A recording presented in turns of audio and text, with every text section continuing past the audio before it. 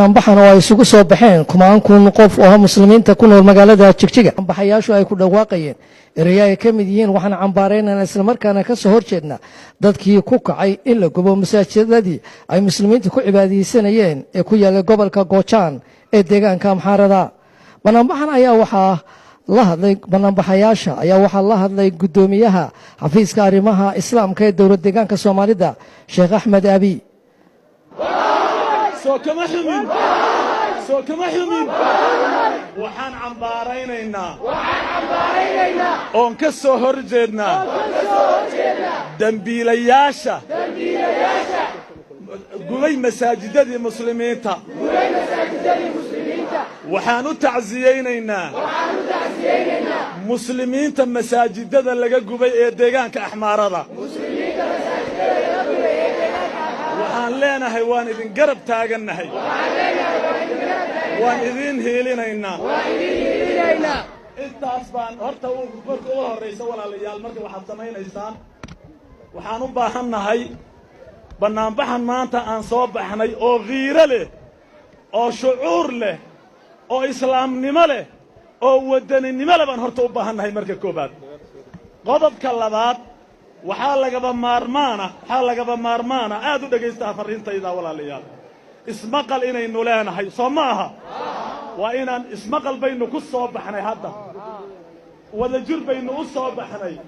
kuwa xumaanta inagu waday doonaya inay inaga dhex faa'iideystaan inaan iska qabanna miyaynan ahayn gacan biran iyagana ku qabanaynaa maxaa yeelay waxay doonayaan dhibaato inay nagu abuuraan oo inaga dhex faa'iideystaan bay doonayaan kuwa iyagana waa kuwa aan gacan bir ah aanan ku qaban doono inaga oo wada jirta kulligeen oo midaysan waxaan rabnaa banaanbaxeenani banaanbax sharaf leh qiiro leh wadaninimo leh islaamnimo leh inuu ahaado waxa weeye islaamka maxaa lagu yaqaanaa nabigu muxuu yidhi salawaatullaahi wasalaamu calayhi almuslimu man salima almuslimuuna min lisaanihi wa yadihi gacanta qaadi mayno afkana waxun ka odhan mayno xaqa iyo diintu waxayna fartay baan ku dhawaaqaynaa allahu akbar allahu akbar allahu akbar walillaahi alcizzatu walirasuulihi walilmu'miniin walillaahi alcizzatu walirasuulihi walilmu'miniin innaga oo ka duulayna arrintaa iyada ah ayaa banaanbaxeennu wuxuu noqonayaa banaanbax nabadgeliyo ah banaanbax silmi ah banaanbax aynaan gacanteenna waxba ku taabsiinaynin carabkeennana waxba aynaan ku xumaynaynin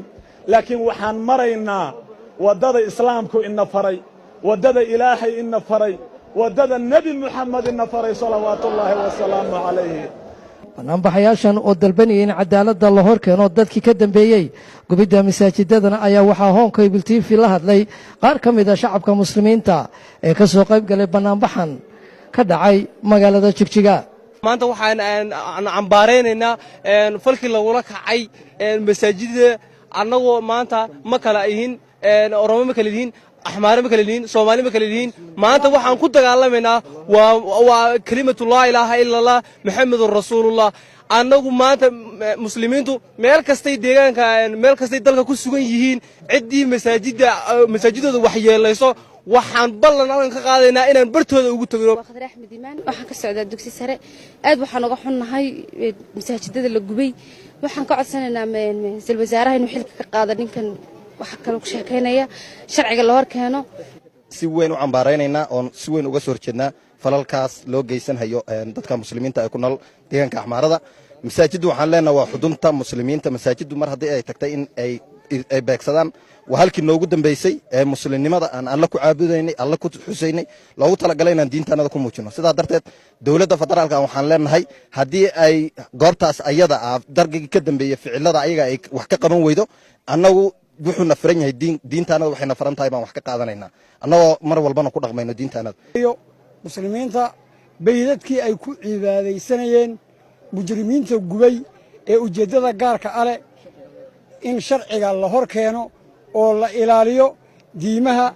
banaanbaxan ayaa kii u horeeyay oo laga dhigo magaalada jigjiga islamarkaasna lagu cambaareeyo falkii foosha xumaa ee ka dhacay goojaan oo lagu gubay masaajido ay dadka muslimiintii ay ku cibaadaysanayeen waxaana banaanbaxayaashu ay si guud u dalbadeen in dadkii ka dambeeyey maxkamadda ama cadaaladda la hor keeno taasoo ay ka codsadeen dowladda federaalka inay tallaabadaasi ay qaaddo cali ayaanle honkabil t v